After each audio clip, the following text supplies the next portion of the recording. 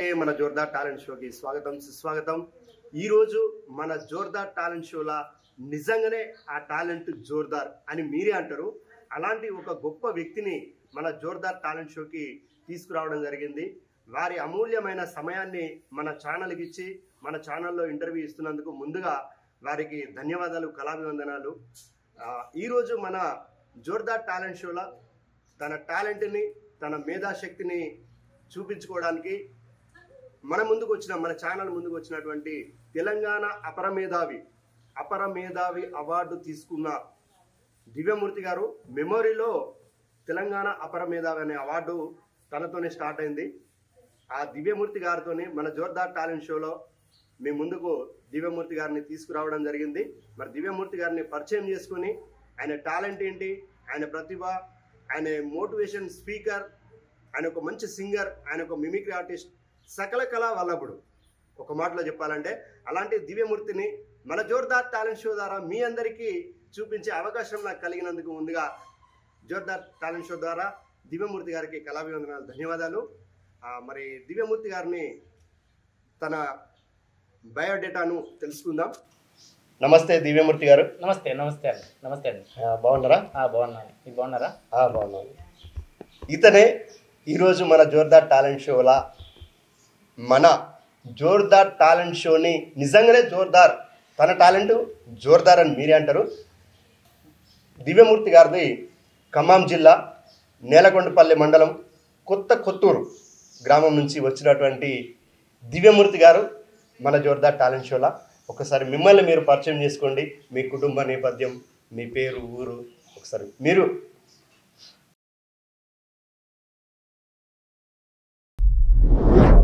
మీలో ఉన్న different talent కి వేదిక జోర్దార్ టాలెంట్ షో.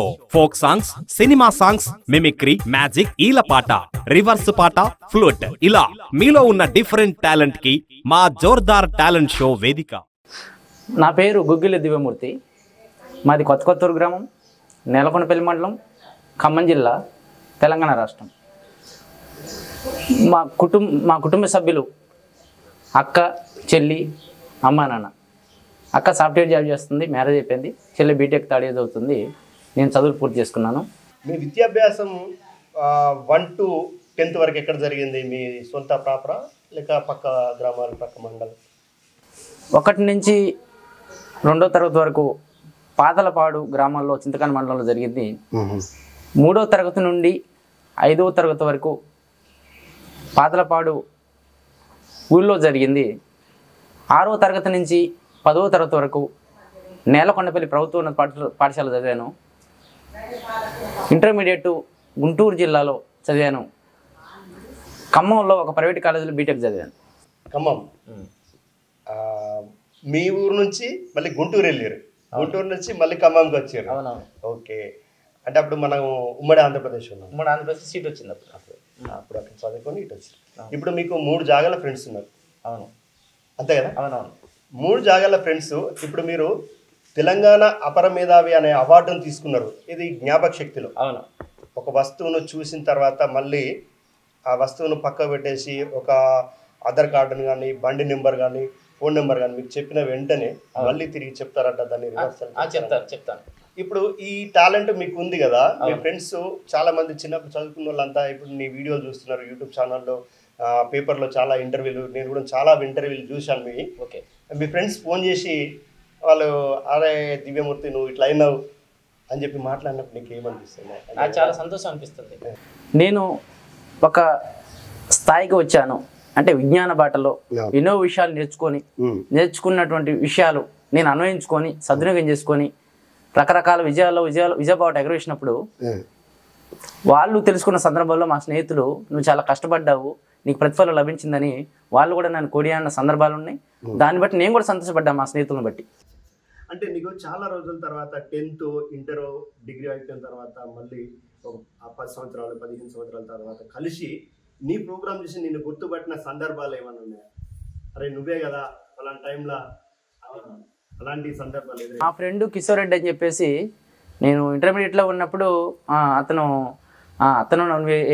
ఏ రోజుకైనా భవిష్యత్తులో మంచి స్థాయికి వెళ్తావు, అన్ని విధాలుగా అవార్డులు పెద్ద పెద్ద అవార్డులు తెచ్చుకునే పరిస్థితికి రాగలుగుతావు అని చెప్పేసి అప్పుడు అన్నాడు. అదే వ్యక్తి మళ్ళీ 10 ఏళ్ల తర్వాత కలిసి నువ్వు సాధించవని చెప్పేసి నన్ను అనడం జరిగింది. కిషోర్ రెడ్డి గారికి మన జోర్దార్ టాలెంట్ షో తరఫున కళాభివందనాలు. ఇతని ప్రతిభను మీరు అప్పుడే గుర్తించి ఎంకరేజ్ చేసినందుకు మీకు మన షో ద్వారా ప్రత్యేక కళాభివందనాలు తెలియజేస్తున్నాము. సూపర్ అండి, సూపర్. ఎందుకంటే మన స్నేహితులు ముందుగా ఎక్కువ మనం స్నేహితులతో ఉంటాం. మనలో ఉన్న ప్రతిభను, కళను, మన డిఫరెంట్ యాక్టివిటీస్ని, మనం ఏదన్నా గేమ్ ఆడినా అరే నువ్వు ఇది బాగా ఆడుతున్నావు అని ఫస్ట్ మనకు గుర్తించింది వాళ్ళే. అంటే మీ కళను గుర్తించింది కూడా ఫ్రెండ్సేనా? ఫ్రెండ్సే. మా ఫ్రెండ్స్లో వచ్చేసి ప్రత్యేకంగా చెప్పుకుంటే సద్గుణ అని చెప్పేసి నేలకొండ పిల్లలు ఉంటారనమాట. ఆ సద్గును నాకంటే వయసులో పెద్దలే, ఆయనకు మంచి సన్నిహితుడు అనమాట, మంచి స్నేహితుడు. నాకు ఎన్నో విధాలుగా సలహాలు, సూచనలు నాకు ఇవ్వడం జరుగుతుంది అనమాట, ఇస్తూ ఉంటాడు. ఏ విధంగా భవిష్యత్తులో చలమని కావాలి, పరిస్థితులను బట్టి ఏ విధంగా మసులుకోవాలి, సమయస్ఫూర్తిగా ఏ విధంగా వ్యవహరించాలనే విషయాన్ని నాకు కూలంకుశంగా చర్చించి సామరస్యంగా వివరిస్తారు అనమాట. ఒక మంచి సలహాదారుడు, మంచి స్నేహితుడు. ఫ్రెండ్స్ నుంచి అయితే బాగా ఎంకరేజ్మెంట్. తర్వాత తిరుపతిలో ఉంటారు నాగరాజు గారు అని చెప్పేసి, నాగరాజు గారు, తర్వాత కోదండ గారు, కోదండ నాయుడు గారు, తర్వాత ఆలం కొల్లాపూర్లో నాగేశ్వర రెడ్డి గారు అని చెప్పేసి వీళ్ళందరూ కూడా నాకు ప్రోత్సాహం అందిస్తారు చాలా.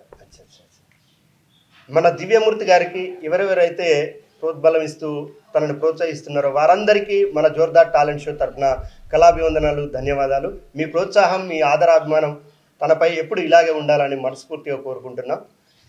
మీ కుటుంబంలో మీ కుటుంబ నేపథ్యం ఇప్పుడు చెప్పడం జరిగింది. నువ్వు రెండవడివి. అవునవును, రెండవడి. అవును. చెల్లె నీకంటే చిన్నది. చెల్లె చదువుకుంటుంది బీటెక్ థర్డ్ ఇయర్. మీ కుటుంబం నుంచి నీకు ప్రోత్సాహం ఎలా ఉంది? ఇప్పుడు నువ్వు ఈ రంగంలోకి వచ్చి ఒక మోటివేషన్ స్పీకర్గా.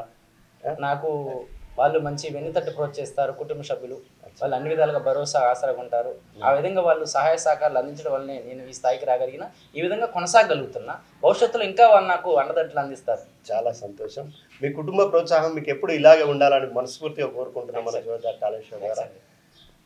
దివ్యమూర్తి గారు, మీరు ఈ జ్ఞాపక శక్తిలో అపర మేధావి అవార్డు అందుకున్నారు కదా, ఈ అవార్డు మీతోనే స్టార్ట్ అయింది కదా, అంతే కదా? మిమ్మల్ని ఎక్కువ ప్రభావితం చేసిన వారు, మిమ్మల్ని ఎక్కువ గురువు లాంటి వారు ఎవరన్నా ఉన్నారా? లేకుంటే మీకు మీరే స్వతహాగా ఈ జ్ఞాపక శక్తిని, మెమొరీని పెంచుకొని ఇలా మోటివేటర్ స్పీకర్గా రన్ అవుతున్నారా? ఒక విషయం ఏంటంటే సార్, అనుభవాన్ని మించిన అథారిటీ లేదు, అనుభవాన్ని మించిన గురువు లేడు. వాస్తవానికి గురువులు అనేవాళ్ళు ఉంటారు, సమస్య నీదైనప్పుడు దాని పరిష్కారం కూడా నీ దగ్గరే ఉంటుంది, ఎదుటి వాళ్ళ దగ్గర కేవలం సలహాలు మాత్రమే ఉంటాయి. అంటే గురువులు అనేవాళ్ళు సలహాలు ఇస్తారు, కానీ మనకు వచ్చినప్పుడు మనం పూర్తి స్థాయిలో నెరవేర్చగలుగుతాము, పూర్తి స్థాయిలో అమల్లోకి తీసుకుని రాగలుగుతాం. ఎందుకంటే మన భవిష్యత్తుకు మనమే రూపురేఖలు దిద్దుకోవాలి. మనం దిగజారాలన్నా, మనం అభివృద్ధి కావాలన్నా మనం స్వయం కృషి మనకి కారణం అయింది, ఇంకొకరు స్వయం కృషి మనకి కారణం కాదు. ఎవరో మనకి బలాన్ని, ఆత్మవిశ్వాసాన్ని ఇస్తారని కూడా పొరపాటు, అవి మనలోనే ఉంటాయి. వాటిని వెలుగుదుడే మన పని. నాకై నేను స్వతహాగా అనుకున్నాను, ఈ విధంగా ఉండాలి, ఈ విధంగా చలమని కావాలి, ఈ విధంగా నేర్చుకోవాలి, ఈ విధంగా ప్రతిభను పెంచుకోవాలి, ఈ విధంగా ముందంజలో ఉండాలి, ఈ విధంగా అభివృద్ధి పథంలో కొనసాగాలని నాకై నేను విమర్శాత్మకంగా పరిశీలించుకున్నప్పుడు నాకే నేను ఒక బలమైన నిర్ణయం తీసుకొని ఈ విధంగా నేర్చుకొని ఈ విధంగా విజయబావుట ఎక్కడ జరుగుతుంది అనమాట అనే విషయాలు. సూపర్. అపర మేధావి దివ్యమూర్తి గారు, జ్ఞాపక శక్తి రంగంలో మీకు ఎవరైనా గురువు కానీ, మీరు ఆరాధించే వ్యక్తి కానీ ఎవరైనా ఉన్నారా? ఇది ఎలా సాధ్యమైంది? ఓకే, మంచి ప్రశ్న. జ్ఞాపక శక్తికి సంబంధించి గురువు ఎవరు లేరు, ఎవరు నాకు నేర్పలేదు. నాకు నేను స్వతహాగా నేర్చుకున్నాను, నాకు నేను ఒక ప్రణాళిక వేసుకున్నాను, ఒక చిత్తశుద్ధితో ఒక వ్యూహాన్ని వేసుకొని అందులో అంచెలంచెలుగా అందులో ఉన్న విషయాలు తెలుసుకొని రాడు తేలాను. అందులో ఒక అనుభవాన్ని, ఒక పరిపక్వతను సంపాదించాను. ఎందుకంటే అనుభవాన్ని మించిన అథారిటీ లేదు, అనుభవాన్ని మించిన గురువు లేడు అన్నాను కాబట్టి ఇందాల ఒక మాట. అనుభవం అనేది మనకి ప్రతిరోజు నేర్పే పాఠం లాంటిది. మన వాతావరణ పరిస్థితులను బట్టి, మన స్థితిగతులను బట్టి, మన ఆహాభావాన్ని బట్టి, మన భావజాలను బట్టి, నేను పెరిగే తీరును బట్టి నేను పుస్తకాలు చదవడం, పుస్తకాలు చదివిన దాన్ని ఆసక్తిగా గుర్తుపెట్టుకోవడం వల్ల నా జ్ఞాపశక్తి విషయంలో నేను రాడుదేయాలని తప్ప నాకు ఎవరు గురువు లేరు. సూపర్ అండి, చాలా క్లుప్తంగా చెప్పారు. దివ్యమూర్తి గారు, మీరు మీ జీవితంలో ఎదుర్కొన్న ఛాలెంజెస్ ఏమన్నా, ఫ్రెండ్స్ ద్వారా కానీ, ఇంట్లో వాళ్ళ ద్వారా కానీ, ఒక సొసైటీలోకి వెళ్ళినప్పుడు ఎవరో అన్నోన్ పర్సన్ నీతో ఏమవుతుంది అని చెప్పేసి మనల్ని అన్నప్పుడు ఏదన్నా ఛాలెంజ్గా తీసుకొని మీరు ఎదుర్కొన్న ఛాలెంజెస్ ఏమనంటే మన జోర్దార్ టాలెంట్ షో ప్రేక్షకులకు వ్యూస్కి ఒకసారి షేర్ చేసుకుందాం. ఓకే, అయితే ప్రతి మనిషికి కూడా విమర్శించే వాళ్ళు ఉంటారు, అభినందించే వాళ్ళు ఉంటారు. అయితే నన్ను విమర్శించిన వాళ్ళు ఉన్నారు, అభినందించిన వాళ్ళు ఉన్నారు. అంటే మొదట్లో తెలియక, ఎందుకంటే మొదలుపెట్టే ముందు అన్ని పనులు కష్టంగానే కనిపిస్తాయి, తర్వాత సింపుల్గా కనిపిస్తాయి. తెలియనంతసేపే బ్రహ్మ విద్య, తెలిస్తే సాధన విద్య. అంటే కొంతమంది తెలియనప్పుడు ఏం చేశారంటే వాళ్ళు, నీ వల్ల అవుతుందా, నువ్వెందుకు పుస్తకాలు చదువుతున్నావు, నీ వల్ల ఏమవుతుంది, ఏ విధంగా రాణించగలుగుతావు, రాణించలేవు అని చెప్పేసి కొంతమంది విమర్శించారు. అయితే నేను ఒకటే ఆ సందర్భంలో అనుకున్నాను, విమర్శలను వినయంతో స్వీకరించినప్పుడే విజయాలు మన వెంట నవ్వుతూ నడిచి వస్తాయి. నేను ప్రతిరూపంలో విమర్శించలేదు, వినయంతో స్వీకరించిన. ఎందుకంటే వాదనకు వాదన సమాధానం కాదు, మౌనమే దానికి అంగీకారం. నేను మౌనంగా ఉండడం జరిగిందనమాట. ఎందుకంటే మౌనం అనేది ఒక గొప్ప గుణం. ఇందులో ఎన్నో మహా విషయాలు, కార్యాలు రూపుదిద్దుకుంటాయి. కొన్ని సందర్భాల్లో మాట్లాడేవండి, కొన్ని సందర్భాల్లో మౌనే బంగారం. మాట్లాడేటప్పుడు మాట్లాడాలి, మౌనంగా ఉండేటప్పుడు మౌనంగా ఉండాలి. నోరుండి సందర్భానికి తగినట్లుగా మాట్లాడడం రానివాడి కన్నా నోరు లేని మగవాడే నయం. ఆ ఉద్దేశంతో నేను ఒక సంతోషంగా స్వీకరించిన అనమాట. భవిష్యత్తులో ఇతనికే కనిపించగలిగింది, ఇతనికే ఒక జ్ఞానోదయం పొందుకుంటాను ఆ విషయంలో అని చెప్పేసి నేను ఎవరిని విమర్శించలేదు, వాటిని స్వీకరించాను. విమర్శలను స్వీకరించాను, అదే విధంగా సమానంగా అభినందనలు కూడా నేను స్వీకరించాను. అంటే విమర్శించాడు కాబట్టి మనం ఆయనను శత్రువుగా భావించకుండా స్ఫూర్తిగా తీసుకున్నాం. అంటే ఎందుకు అన్నాడు, ఈయన ముందు నేను ఏదో సాధించి నిలబడాలి, అంతే వాళ్ళ స్నేహితునిగానే మనకు ఒక ఎదుగుదలకు ఒక బాటేసింది అనుకోవాలి. అంతే అంటారు మీరు ఇప్పుడు అన్నట్టు చూసుకుంటే, మన తప్పులు తెలియజేస్తున్నందుకు గాను మన శత్రువుని ప్రేమించాలి. ఎందుకంటే మన మిత్రుడు అనేవాడు ఎప్పుడు మన గురించి మంచిగా చెప్తాడు, కానీ శత్రువు అనేవాడు ఏం చేస్తాడంటే మన తప్పులు తెలియజేస్తాడు. అంటే అతనికి ఉన్న భావోద్వేగంలో, ఆ ఉద్రేకంలో వాస్తవాన్ని వెల్లడి చేస్తాడు. మన శత్రువు ఏం చేస్తాడంటే, నీ తప్పు ఇది, నీ వల్ల ఇది కాదు, నీ వల్ల ఇది అవిద్ది, నువ్వు దీనికి అంటే ఈ విషయంలో నువ్వు బలహీనంగా ఉన్నావు అని చెప్పేసి మన గురించి విమర్శించడం జరిగింది అనమాట. అంటే అతడు వాస్తవంలో వెల్లడి చేస్తాడు. అతడు విమర్శించిన సందర్భంలో అతను మనం ప్రతిరూపంగా విమర్శించకుండా అతను ఏవైతే మనకి బలహీనతలు తెలియజేశాడో వాటిని మనం సరిదిద్దుకునే ప్రయత్నం చేస్తే అప్పుడు మనకి అభివృద్ధి తద్దివైద్ది అనమాట. కాబట్టి అతను మనకి ఒక మంచి సూచనలు, సలహాలు ఇస్తాడు. కాబట్టి మన అభివృద్ధికి బాటనేసే నిచ్చిన కాబట్టి అతని విమర్శ దాన్ని మనం తూచా తప్పకుండా స్వీకరించాలి. నేను స్వీకరిస్తాను. ఆ విధంగా అనేక సందర్భాల్లో స్వీకరించాను కాబట్టి నేను ఈ విధంగా ఉండగలిగాను. సూపర్, అందుకే ఇంతటి వాడిపోయావు. సూపర్ అండి. జీవమూర్తి గారు, ప్రస్తుతం విద్యా విధానం పట్ల మీ ఒపీనియన్, టీచర్గా మీరు ఒకసారి తెలియజేయండి. ఇప్పుడు మీరు ప్రైవేట్ టీచర్గా చెప్తున్నారు, మోటివేషన్ స్పీకర్ కూడా కొనసాగుతున్నారు. కాబట్టి ఒకసారి మన విద్యార్థులకు, ఇప్పుడు విద్యా వ్యవస్థలో మార్పులు అని అంటే తెలుగు సబ్జెక్ట్ ఉంటుంది, ఇంగ్లీష్ ఉంటుంది, సోషల్ ఉంటుంది, సైన్స్ ఉంటుంది, మ్యాథ్స్ ఉంటుంది, ఇన్ని రకాల సబ్జెక్టులు ఉంటాయి. అయితే ఆ సబ్జెక్ట్ వరకు నేర్చుకుంటున్నారు, ఓకే, అనుభవం సంపాదించుకొని వాళ్ళు పరిపక్వతతో ముందుకెళ్తున్నారు, సంతోషం, ఆ విధంగా రాణిస్తే మంచిదే. అయితే ఇప్పుడున్నటువంటి విద్యా వ్యవస్థలో నైతిక విలువలకు సంబంధించి, మానవతా దృక్పథానికి సంబంధించి, మానవతా విలువలకు సంబంధించి, ఆధ్యాత్మిక విలువలకు సంబంధించి, దైవిక విలువలకు సంబంధించి ఈ విషయాల గురించి కూడా ఒక పుస్తకాన్ని ఏర్పాటు చేయాలి. అదొక సబ్జెక్టుగా ఏర్పాటు చేసి ఆ విధంగా సబ్జెక్టు ఏర్పాటు చేస్తే అనేక మంది అందులో అభివృద్ధి అయ్యి అజరామరంగా విరాజిల్లి వాళ్ళప్పుడు విచక్షణారహితంగా వ్యవహరించరు, పైశాచికత్వాన్ని ప్రదర్శించరు, సమాజంలో కూడా భ్రష్టు పట్టించే పనులు ఏర్పాటు చేసుకోరు, వ్యసనాలకు విలాసానికి కూడా దూరంగా ఉంటారు. అటువంటి నైతిక విలువలకు సంబంధించిన పుస్తకాన్ని కూడా ఒక పుస్తకాన్ని ప్రతి సబ్జెక్టులో 1వ తరగతి నుంచి 10వ తరగతి వరకు, ఇంటర్మీడియట్, డిగ్రీస్లో అన్ని రకాల యూనివర్సిటీల్లో కూడా ఇలాంటి ఒక సబ్జెక్ట్ని, మంచి సబ్జెక్ట్ని ఏర్పాటు చేస్తే ఖచ్చితంగా వాళ్ళు ఒక అభివృద్ధి, నైతిక విలువల విషయంలో ముందుకు కొనసాగుతారు. సూపర్, చాలా క్లుప్తంగా మంచి మెసేజ్ ఇచ్చారు దివ్యమూర్తి గారు, చాలా సంతోషం. థ్యాంక్స్ అండి. మీరు రెగ్యులర్గా స్కూళ్ళకి, కాలేజీలకి ఇట్లా వెళ్తుంటారా? మోటివేషన్ స్పీకర్గా ఇన్వైట్ చేస్తుంటారా? మేము చేస్తుంటారు. రెగ్యులర్గా వెళ్తూనే ఉంటారు? రెగ్యులర్గా వెళ్తూనే ఉంటాను. కాలేజీలలో, స్కూళ్ళల్లో, లైబ్రరీలలో రకరకాల అవగాహన కార్యక్రమాలు, రైతు అవగాహన కార్యక్రమాలు, బిజినెస్ అవగాహన కార్యక్రమాలు, రాజకీయ శిక్షణ తరగతుల అవగాహన కార్యక్రమాలు, క్రీడారంగ అవగాహన కార్యక్రమాలు, రకరకాల సందర్భాలు నన్ను పిలవడం జరుగుతుంది. అక్కడికి వెళ్ళి సభను ఉద్దేశించి పరిస్థితులను బట్టి నేను మాట్లాడడం జరుగుతుంది అనమాట, విషయాన్ని బట్టి. ఇప్పుడు మన షో చూస్తున్న ప్రేక్షకులు కానీ, కొంతమంది కాలేజ్ వాళ్ళు కానీ, స్కూల్ వాళ్ళు కానీ ఫోన్ చేస్తారు, మా నెంబర్కి ఫోన్ చేసి ఏమండి మా స్కూల్లో ఒక మోటివేషన్ ప్రోగ్రామ్కి దివ్యమూర్తి గారు వస్తారా అంటారు. మీరు వెళ్తారా? ఖచ్చితంగా వెళ్తాను. కాకపోతే వెళ్ళడం అయితే ఖచ్చితంగా జరుగుతుంది. కాకపోతే వాయిదా వేస్తాను. ఎందుకంటే మనకి ఉదాహరణకి జనవరి 26 ఉంటుంది.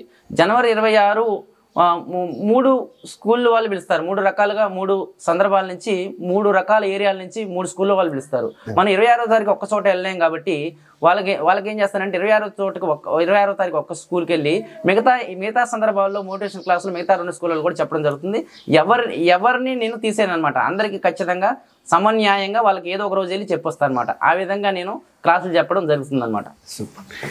దివ్యమూర్తి గారి ప్రోగ్రామ్ కనుక మీరు మోటివేషన్ కానీ ఆయన స్పీచ్ కానీ మీరు మీ స్కూల్లో మీ కాలేజీలో మీకు సంబంధించిన బిజినెస్ లెవెల్లో మీరు ఒక ప్రోగ్రామ్ కనుక చేసుకోవాలంటే మన ఛానల్ కాంటాక్ట్ చేస్తే తప్పకుండా తను షెడ్యూల్ చూసుకొని టైం ఇస్తానంటుండు.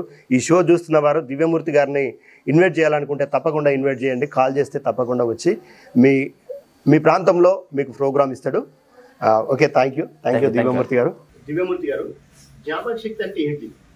జ్ఞాపక శక్తి యొక్క ప్రయోజనాలను, వాటి యొక్క జ్ఞాపక శక్తిని నేను పొందాలంటే ఎలా సాధన చేయాలి ఒకసారి మన ప్రేక్షకులకి మన వ్యూయర్స్కి తెలియదు. ఖచ్చితంగా జ్ఞాపక శక్తి అంటే జ్ఞాపకం అంటే గుర్తుపెట్టుకోవడం, శక్తి అంటే బలం, గుర్తుపెట్టుకునే సామర్థ్యం, గుర్తుపెట్టుకునే బలం, ఎక్కువ విషయాలను గుర్తుపెట్టుకోవడం. సాధారణంగా ఎవరైనా కొన్ని విషయాలు పెట్టుకుంటారు, అది జ్ఞాపకం శక్తి కొంతవరకు ఉన్నట్టు లెక్క.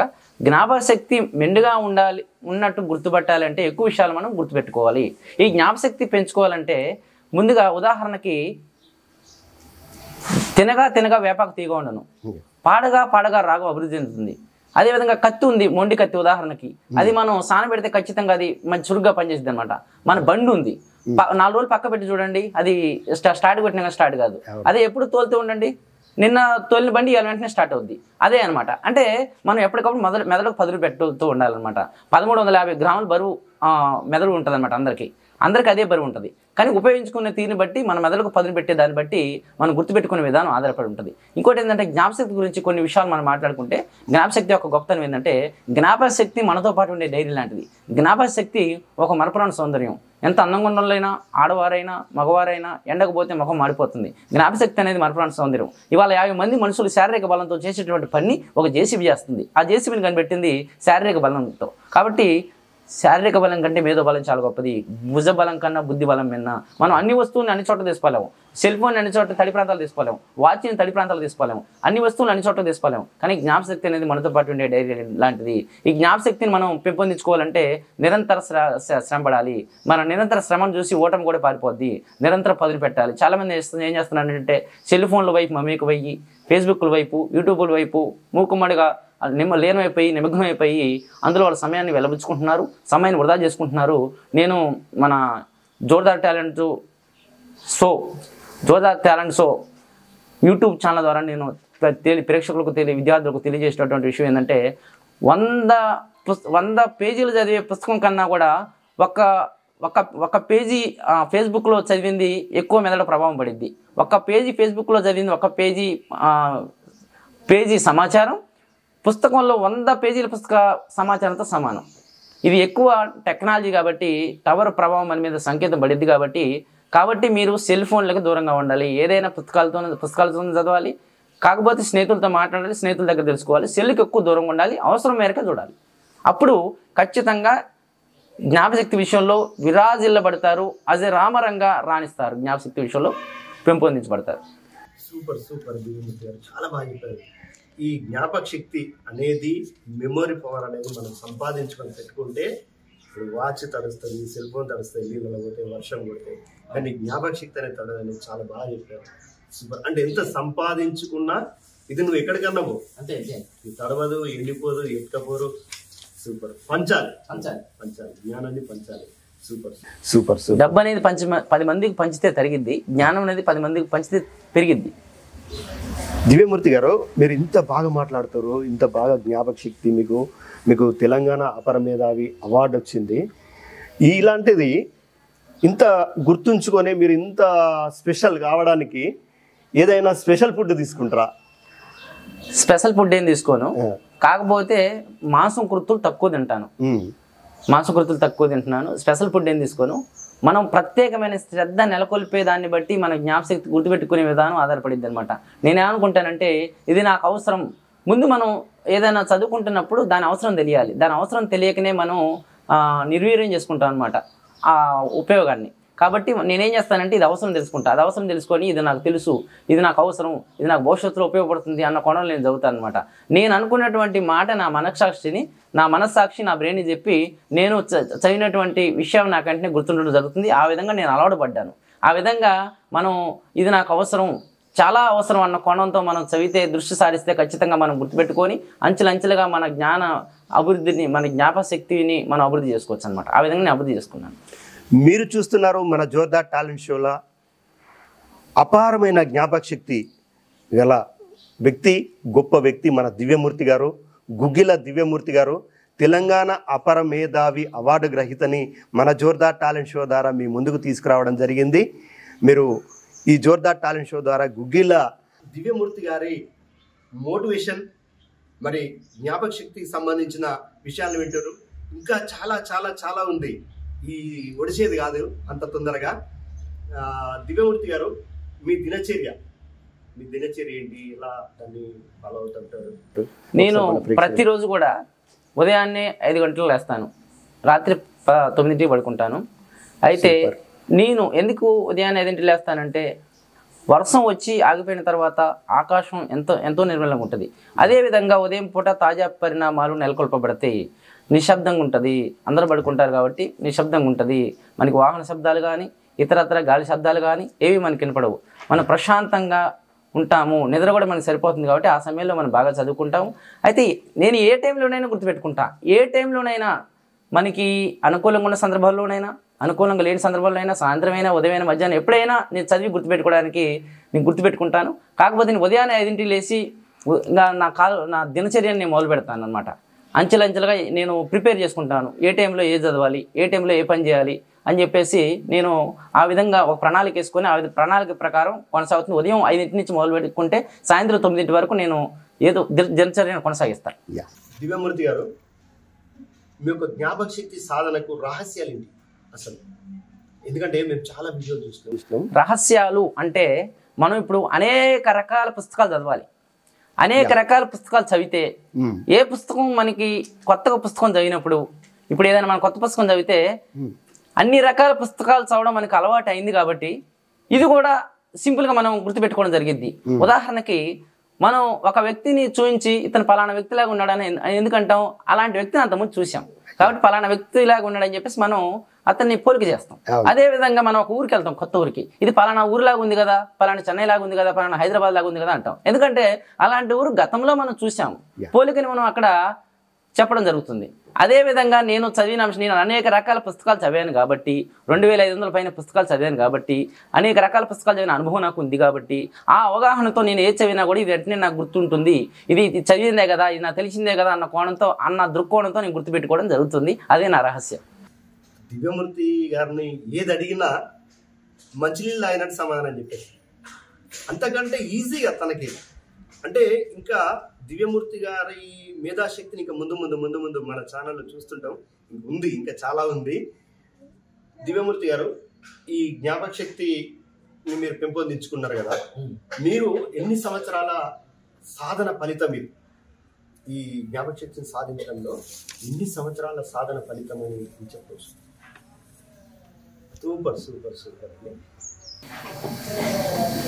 మొరక్కై వంగనిదే మ్రానే వంగున అన్నారు పెద్దలు. మనం చిన్నప్పటి నుండి తిరిగే వాతావరణ పరిస్థితులను బట్టి, మనం చేసే పనులను బట్టి మన అభివృద్ధి ఆధారపడి ఉంటుంది, మన సార్థకత ఆధారపడి ఉంటుంది, మన ప్రగతి పథం ఆధారపడి ఉంటుంది. కాబట్టి నేను చిన్నప్పటి నుంచి కూడా ఒక లక్ష్యాన్ని ఏర్పాటు చేసుకొని చిత్తశుద్ధితో, బాధ్యతతో ఈ చదువు నాకు అవసరం, ఈ విషయాలు నాకు అవసరం, మార్కుల కోసం కాదు, ఉద్యోగం కోసం కాదు, మన సమాజంలో చలామణి కావడం కోసం, చొచ్చుకొని పోవడం కోసం, పరిస్థితులు బట్టి మసులుకోవడం కోసం, నలుగురికి ఉపయోగపడడం కోసం నేను అనేక విషయాలు తెలుసుకొని అనేక మందికి సలహాలు సూచనలు ఇస్తూ నాకు నేను ఉపయోగించుకుంటూ నాకు నేను అన్వయించుకొని తూచే తప్పకుండా పాటించి నేను అనేక మందికి కూడా తెలియపరిచి నేను ముందుకు పోవడం జరుగుతుంది. ఎందుకంటే ఆశయాలను చెప్పడం కాదు, ఆశయాలను వినడం కాదు, ఆశయాలను ఆచరణలో పెడితే మనిషి మహనీయుడు అవుతాడు.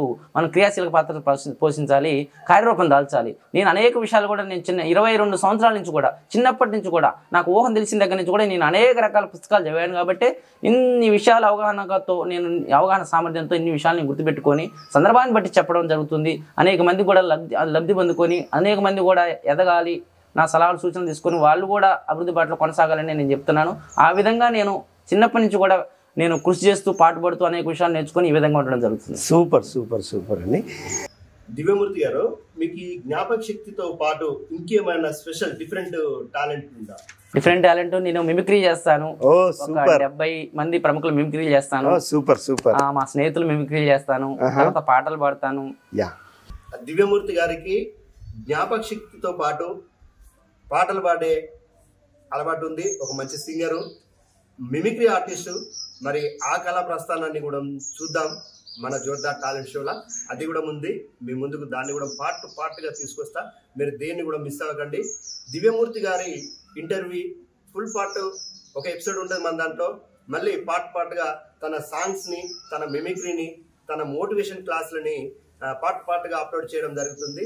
కాబట్టి మీరందరూ కూడా మన జోర్దార్ టాలెంట్ షోని చూస్తున్న ప్రతి ఒక్కరూ మన ఛానల్ని సబ్స్క్రైబ్ చేసుకోండి. మీ అమూల్యమైన కామెంట్ రాసి మన దివ్యమూర్తి గారిని ఇంకా ఉన్నత శిఖరాలు అధిరోహించాలని ఎంకరేజ్ చేస్తారని మనస్ఫూర్తిగా కోరుకుంటున్నాను.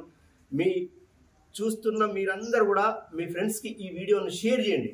ఎందుకంటే మీ ఫ్రెండ్స్ ఎక్కడెక్కడో వివిధ జిల్లాల్లో వివిధ రాష్ట్రాల్లో ఉంటారు. కాబట్టి అక్కడి వరకు ఈ కళా ప్రదర్శన వెళ్ళి అక్కడి నుండి ఇంకొంత ప్రాంతాలకు వారిగా, దేశాల వారిగా వెళ్ళే అవకాశం ఉంటుంది.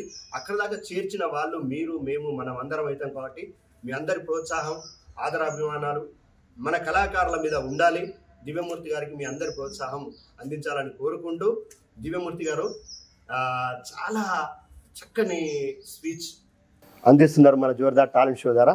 మీరు బస్సులో వెళ్తున్నప్పుడు ఎవరన్నా చూసి, మనం ప్రయాణం చేస్తుంటే, మన కళాకారులం ప్రయాణం చేస్తున్నప్పుడు ఎవరన్నా చూసి పక్క సీట్లో కానీ కొంచెంసేపటికి అతనిలాగే ఉన్నాడు, ఇంతకుముందు మీరు చెప్పినట్టు ఒక ప్రాంతాన్ని చూసి మనం ఈ ప్రాంతం దానిలాగా ఉంది అనుకుంటాం కదా, అలా ఎప్పుడన్నా మిమ్మల్ని చూసి అన్న మీరు పలానా కదా, మీరు మోటివేషన్ దివ్యమూర్తి గారైనా, మీరు అపర మేధావి, జ్ఞాపక శక్తి బాగుంది మీకు అని గుర్తుపట్టి మీతో మాట్లాడించి పరిచయం చేసుకున్న సందర్భాలు ఉన్నాయా? ఉన్నాయి, చాలా ఉన్నాయి. బస్సెస్లో కానీ, ట్రైన్స్లో కానీ, రకరకాల కోణాల్లో, రకరకాల ప్రాంతాల్లోని ప్రయాణాలు చేస్తున్నప్పుడు చాలామంది నేను గతంలో అనేక వీడియోల్లో, అనేక పేపర్స్లో కూడా నేను వచ్చాను, రాయడం జరిగింది నా గురించి, నా జ్ఞాపశక్తి గురించి, అపరమేధావి అనే బిరుదు వచ్చిన విధానం గురించి. తర్వాత నేను పేపర్లో పడ్డ విధానం, వీడియోస్లో కూడా చాలా వీడియోలు నా ఇంటర్వ్యూ తీసుకున్నారు. ఆ వీడియోస్లో కూడా అనేక విషయాలు సమాజం గురించి, నేను చదివిన పుస్తకాల గురించి, నా ప్రస్థానం గురించి, నా నేపథ్యం గురించి నేను మొత్తం అందులో చెప్పాను. కాబట్టి అనేక వీడియోల్లో విస్తరించబడింది. కాబట్టి చాలామంది నన్ను గుర్తుపట్టి, మీరు పలానా సుమన్ టీవీలో చూశాను, పలానా ఛానల్లో చూశాను అని చెప్పేసి, పలానా ఎన్టీవీలో చూశాను, ఈ పలానా ఛానల్లో చూశానని నా గురించి చెప్పడం జరుగుతుంది. నా గురించి చెప్పిన సందర్భంలో మీరు ఈ విధంగా చలామణి అయ్యారు, ఏ విధంగా ఇన్ని విషయాలు గుర్తుపెట్టుకొని ఏ విధంగా ఇట్లా చెప్పడం జరుగుతుంది, మీ సామర్థ్యం ఏ విధంగా ఇలా ఏర్పడింది అని చెప్పేసి నా గురించి అడిగి, నాతో కొంతమంది సెల్ఫీ కూడా దిగి నాతో మాట్లాడి ముచ్చడించడం జరుగుతుంది. నాకు చాలా అలాంటి సందర్భాలు చాలా ఎదురయ్యాయి, నాకు తగిలాయి. సూపర్ సూపర్ అండి. ఆ మెమరీ మర్చిపోలేదు కదా, ఎందుకంటే మనం ప్రయాణం చేస్తున్నాం, మధ్యలో చూసి అన్నా నువ్వు పలానా కదా అన్నప్పుడు ఆ సంతోషం మామూలుగా ఉంటుంది. ఎన్ని లక్షలు కోట్లు ఇచ్చినా ఆనందం దొరకదు. రేపు మళ్ళీ మన జోర్దార్ టాలెంట్ షోలో చూసిన వాళ్ళు కూడా ఖచ్చితంగా నన్ను పలకరిస్తారు. సూపర్ సూపర్ అది. జీవితంలో ప్రాక్టీస్ చేసి నేర్చుకున్న వాటిని మీరు కోర్సు రూపంలో తయారు చేసి సమాజ అభివృద్ధికి దోహదపడేలా మీరు ఏమైనా కృషి చేయాలనుకుంటున్నారు? ఖచ్చితంగా నేను కృషి చేయాలనుకుంటున్నాను. నేను చెప్పేది ఏంటంటే, మీరు ఇప్పుడు ప్రయత్నం అన్నారు కాబట్టి ప్రయత్నం యొక్క గొప్పతనాన్ని ఇప్పుడు తెలియజేస్తాను. ఎందుకంటే నేను ఆ విధంగా అడుగులు వేశాను, బీజం పడింది, అటువంటి కోణాల్లో నేను కొనసాగి ఒక అంటే ఒక స్థాయికి అంటే నా పరిధిలో నేను ఒక స్థాయికి రాగలిగానంటే నాకంటూ నేను ఒక స్థానాన్ని సంపాదించుకున్నానంటే ప్రయత్నం చేశాను. మీరు కూడా ప్రయత్నం గురించి మీకు కూడా చెప్తాను కొన్ని విషయాలు. ప్రయత్నం యొక్క గొప్పతనం నేను ఇప్పుడు చెప్తున్నాను. ప్రయత్నం చేసి ఓడిపోవచ్చు కానీ ప్రయత్నం చేయడంలో ఓడిపోకూడదు. ప్రయత్నం అంటూ చేస్తే సగం పని అయినట్లే. ప్రయత్నశీలుడైన వ్యక్తి వృద్ధి సంపన్నుడే. భూమి మీద ప్రయత్నించి ఓడిపోయిన వాడు ఉన్నాడు కానీ ప్రయత్నిస్తూ ఓడిపోయిన వాడు లేడు. ప్రయత్నించిన ప్రతిసారి సత్ఫలితాలు రాకపోవచ్చు కానీ ప్రయత్నమే చేయకపోతే ఏ ఫలితం రాదు. ప్రయత్నం యొక్క గొప్పతనం తెలుసుకోవాలి. ముందు ప్రయత్నం చేయాలి. చాలా మంది ఏం చేస్తారంటే ముందే నా వల్ల కాదు, నాకు సాధ్యపడదు, నేను అసాధ్యం, నాకు అది నా వల్ల కాదని చెప్పేసి అంటారు. 1000 మైళ్ళ దూరం కూడా ఒక్క అడుగుతోనే ప్రారంభమైంది. ఇప్పుడున్న మహాసామ్రాజ్యాలన్నీ కూడా ఒక్క అడుగుతో ప్రారంభమైనవి. పోరాడితే పోయేదేముంది, బానిస సంఖ్యల నుండి విముక్తి తప్ప. నేర్చుకోవాలనే తృష్ణ ఉండాలి, రాణించాలనే దృక్కోణం ఉండాలి. అప్పుడు ఖచ్చితంగా దృష్టి సారించి అనుకున్న విజయాన్ని పొందగలుగుతారు. ప్రయత్నంలో ఉన్న గొప్పతనాన్ని కూడా మీరు తెలుసుకుంటారు. ఖచ్చితంగా మీరు ప్రయత్నం చేయండి. మీరు కూడా అన్ని విధాలుగా అభివృద్ధి పథంలో కొనసాగండి. దివ్యమూర్తి గారిని మనం అడిగే ప్రతి క్వశ్చన్కి ఆయన చెప్పే సమాధానం ఎంత బాగుంది. చిన్న పిల్లోడి కాడికెళ్ళి పెద్దవాళ్ళకి కూడా అర్థమయ్యేలాగా చాలా ఓపికతో, చాలా క్షుణ్ణంగా, అంత ఓపిక, అంత మెమొరీ ఉంది కాబట్టే ఈరోజు మన జోర్దార్ టాలెంట్ షోకి వచ్చి తన ప్రోగ్రామ్ని మన ఛానల్ ద్వారా మీ అందరికీ చూపించే అవకాశం నాకు కల్పించిండు గుగ్గిల్లా దివ్యమూర్తి గారు. మరి దివ్యమూర్తి గారు ఇన్ని చేస్తూ, మీరు ఇన్ని కార్యక్రమాలు చేస్తూ, మోటివేషన్ చేస్తూ, మీ యొక్క జ్ఞాపక శక్తిని నలుగురికి పంచుతూ ఇలా వెళ్తున్నారు కదా, మీకు గవర్నమెంట్ సపోర్ట్ ఎలా ఉంది? గవర్నమెంట్ అంటే గవర్నమెంట్ మనకేమీ సహకరించలేదు. నేనేం గవర్నమెంట్ని కూడా ఆశించట్లేదు. ఎందుకంటే మన స్వశక్తితో ఎదిగినప్పుడే మనకు అనుభవాలు ఏర్పడతాయి, సమాజం మీద పరిపక్వత ఏర్పడుతుంది. మనం అన్ని విధాలుగా మనం సొంత శక్తితో ఎదిగినప్పుడే.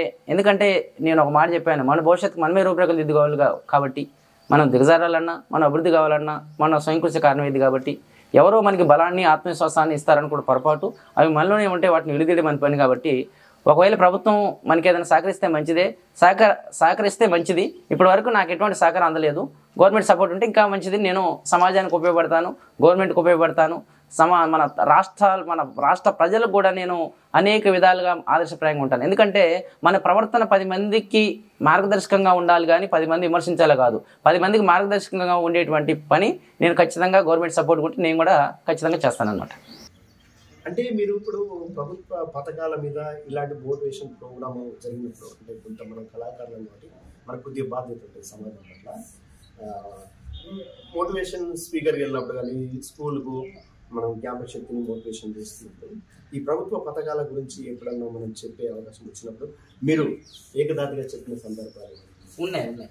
మన తెలంగాణ ప్రభుత్వం తలపెట్టిన పథకాల, తెలంగాణ ప్రభుత్వం తలపెట్టిన పథకాలు, కేంద్ర ప్రభుత్వం తలపెట్టిన పథకాలు నేను చెప్పడం జరిగింది. దివ్యమూర్తి గారు, మీరు ఈ జ్ఞాపక శక్తిని పెంపొందించుకోవడానికి, లేదంటే ఒక మోటివేషన్ ప్రోగ్రామ్ వచ్చింది మీకు, పలానా జాలికి వెళ్ళి పలానా కంపెనీకి, పలానా కాలేజ్కి మోటివేషన్ చేయాలి, దానికోసం మీరు మేధాశక్తిని పెంపొందించుకున్నారు. అక్కడ ఏం ప్రోగ్రామ్ చేయాలని ముందే ఒక కాలేజ్ డే, ఒక ఫేర్వెల్ అంటే దానికోసం ప్లాన్ చేసుకుంటారు. అప్పుడు మీ చుట్టూ ఉన్న వాతావరణాన్ని, అంటే మీరు ప్రాక్టీస్ చేస్తున్న సమయంలో కావచ్చు, మీరు ఏకాగ్రతను పెంచుకునే సమయంలో మీ చుట్టూ ఉన్న వాతావరణాన్ని ఎలా మార్చుకుంటారు? మీ వర్కౌట్ అనేది అంటే ఇప్పుడు మనం నేర్చుకున్న అంశాలను బట్టి మనకి ఎవరైతే పరిచయం అవుతారో, ఉదాహరణకు రాజకీయ నాయకుడు పరిచయం అయితే రాజకీయం గురించి మాట్లాడతాం.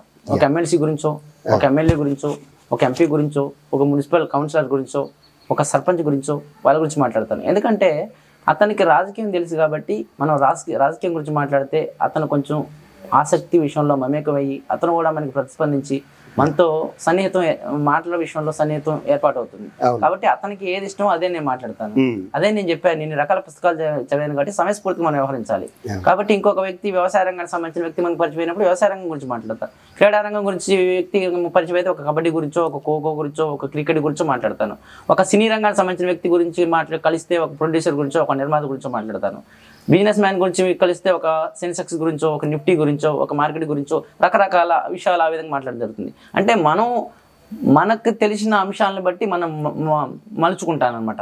అంటే నాకు పరిస్థితులకి నాకేది ఇష్టమో కాదు, వాళ్ళకి ఏది ఇష్టమో తెలుసుకొని వాళ్ళ పరిస్థితులను బట్టి నేను మసులుకుంటాను అనమాట. ఎందుకంటే మనం మాట్లాడినా కూడా మాట్లాడితే మంచి మాటలే మాట్లాడాలి, లేదా మౌనంగా ఉండాలి. మనం మాట్లాడితే మన మాటల వల్ల ఎదుటి వాళ్ళకి సంతృప్తి కలగాలి, ఎదుటి వాళ్ళకి సంతోషం కలగాలి, ఎదుటి వాళ్ళు మన దగ్గర నుంచి లబ్ధి పొందుకోవాలి, వాళ్ళు లాభదాయకంగా మన మాటలు మారాలి. అంతే తప్ప మనం అసంతృప్తి వ్యక్తం చేయకూడదు. వాళ్ళకి ఏదైతే లాభదాయకమో, వాళ్ళకి ఏదైతే అవసరాన్ని బట్టి నేను మాట్లాడడం జరుగుతుంది, వాళ్ళతో మలుచుకోవడం జరుగుతుంది. సూపర్ సూపర్ అండి.